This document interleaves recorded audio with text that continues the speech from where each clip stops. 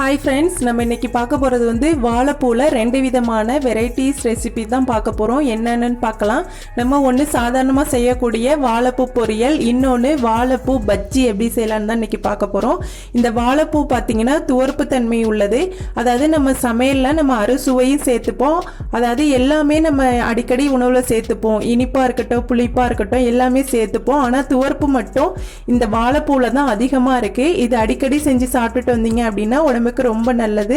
இப்போ இன்னைக்கு நம்ம இந்த வாழைப்பூ பொரியல் அண்டு வாழைப்பூ பஜ்ஜி எப்படி செய்யலாம்னு தான் பார்க்க போகிறோம்.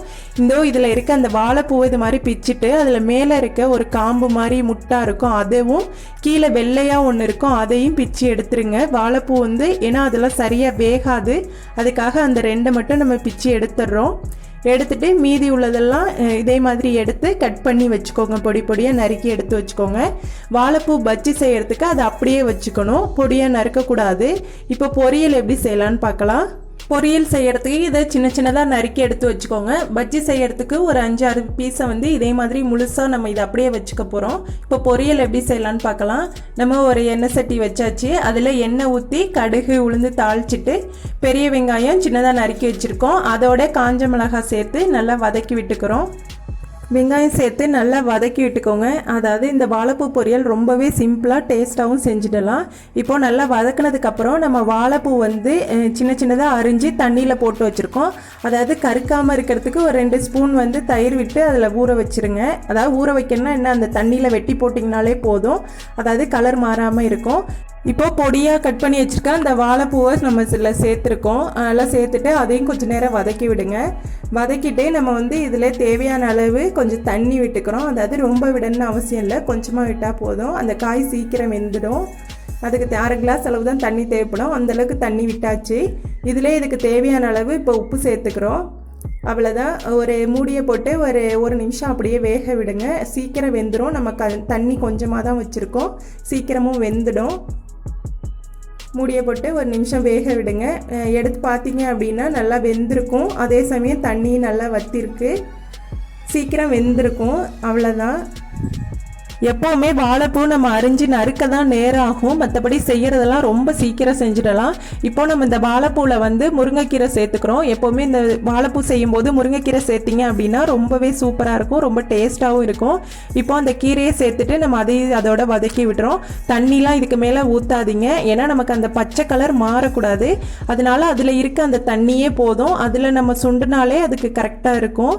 நல்லா சுண்டுனதுக்கப்புறம் நம்ம இதில் துவரம்பருப்பு தனியாக வேக வச்சுருக்கோம். அதாவது ஒரு 75% வெந்தால் போதும். அதாவது ஒரு 3/4 அளவுக்கு தெரியணும். அது பார்த்தீங்க அப்படின்னா நம்ம சாம்பாருக்கு வேக வைப்போம்ல கொல கொலை, அந்த அளவுக்கு இல்லாமல் ஒரு 75% வெந்தாலே போதும். இப்போ அந்த துவரம்பருப்பு சேர்த்ததுக்கப்புறம் தேங்காய் துருவல் தனியாக எடுத்து வச்சுருக்கோம், அதையும் இதில் சேர்த்துக்கிறோம். இதையும் சேர்த்து நல்லா கிளறி விடுங்க. பாருங்கள், ரொம்பவே கலர்ஃபுல்லாக வாழைப்பூ பொரியல் சூப்பராக ரெடி ஆகிடுச்சு. இதை சாதத்துக்கு தொட்டு சாப்பிட்டோம் அப்படின்னா ரொம்பவே சூப்பராக இருக்கும். அடிக்கடி இந்த துவர்ப்பு சுவையுடைய இந்த வாழைப்பூவை அடிக்கடி உணவில் சேர்த்துக்கோங்க. கண்டிப்பாக வாழைப்பூ பொரியல் இதே மாதிரி செஞ்சு பாருங்கள், ரொம்பவே டேஸ்ட்டாக இருக்கும், மிஸ் பண்ணிடாதீங்க. அடுத்து நம்ம வாழைப்பூ வச்சு எப்படி பஜ்ஜி செய்யலாம் அப்படின்னு தான் பார்க்க போகிறோம். ஃபஸ்ட்டு அந்த பஜ்ஜி மாவு எப்படி ரெடி பண்ணலான்னு பார்க்கலாம். ரொம்பவே சிம்பிள் தான், ஆனால் இதோட டேஸ்ட்டு ரொம்பவே சூப்பராக இருந்தது.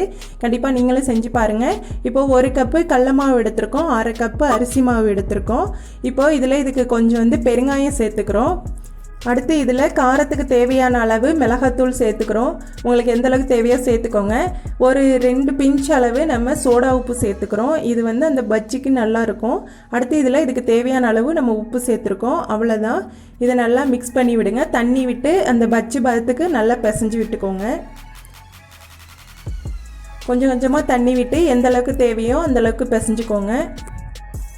இதில் நம்ம கலர் பொடி, இது ஆப்ஷனல் தான். உங்களுக்கு கலர் வேணும் அப்படின்னா சேர்த்துக்கோங்க, கலர் வேணாம் அது பிடிக்காது அப்படின்னா அதை விட்டுறலாம்.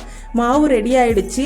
நம்ம இந்த வாழைப்பூ இது மாதிரி நறுக்கி வச்சுருக்கோம். இது மாதிரி முழுசாகவே, அதாவது அந்த ஓரம்லாம் அப்படியே இருக்கணும். பார்த்தீங்க அப்படின்னா விரலாக இருக்க மாதிரி இருக்கும், கை மாதிரி தெரியுதா? அவ்வளோதான். அந்த வாழைப்பூவை எடுத்து நம்ம அந்த பஜ்ஜி மாவில் அப்படியே நனைச்சி எடுத்து எண்ணெயில் போட வேண்டியதான். அது பார்த்தீங்க அப்படின்னா ஒரு கை மாதிரியே இருக்கும். நல்லா எண்ணெய் காஞ்சிருச்சு. எண்ணெய் காஞ்சதும் நம்ம இப்போ அந்த பஜ்ஜி மாவில் நினச்சி அந்த வாழைப்பூவை போட்டிருக்கோம். அவ்வளோதான். அந்த ஒவ்வொரு பூவாக எடுத்து அந்த பஜ்ஜி மாவில் நினச்சி நம்ம பஜ்ஜி போட்டு எடுத்துக்க வேண்டியதான். நல்லா 2 பக்கமும் செவக்க வச்சு எடுத்துக்கோங்க. சூப்பரான வாழைப்பூ பஜ்ஜி ரெடி ஆகிடும். பாருங்கள் நல்லா செவந்து இருக்குது. சூப்பராக மொறு மொறுன்னு ஒரு ஈவினிங் ஸ்நாக்ஸு ஒரு ஹெல்த்தியாக கூட நம்ம செஞ்சு சாப்பிட்லாம். ரொம்பவே டேஸ்ட்டாக இருக்கும். அதை விரல் மாதிரி ஒன்று ஒன்றா பிச்சு சாப்பிடவும் ரொம்பவே டேஸ்ட்டாக இருந்தது. இதே மாதிரி மீதி மாவுளை நீங்கள் இருக்க மீதி பூவையும் நினச்சி போட்டு பஜ்ஜியாக எடுத்து சாப்பிட்டுக்கோங்க. அவ்வளோதான், ரொம்பவே சூப்பரான வாழைப்பூ பஜ்ஜி ரெடி ஆகிடுச்சு. கண்டிப்பாக இந்த வாழைப்பூவில் செஞ்ச 2 டிஷ்ஷும் உங்களுக்கு பிடிச்சது அப்படின்னா கண்டிப்பாக மறக்காமல் லைக் பண்ணுங்கள், கமெண்ட் பண்ணுங்கள், ஷேர் பண்ணுங்கள். அப்படியே கீழே இருக்க சிவப்பு கலர் சப்ஸ்கிரைப் பட்டனும் அப்படியே பெல் பட்டனையும் அழுத்திக்கோங்க. அப்போ தான் நான் போடுற ஒவ்வொரு வீடியோ உங்களுக்கு உடனுக்குடனே நோட்டிஃபிகேஷனில் வரும். Okay, thank you.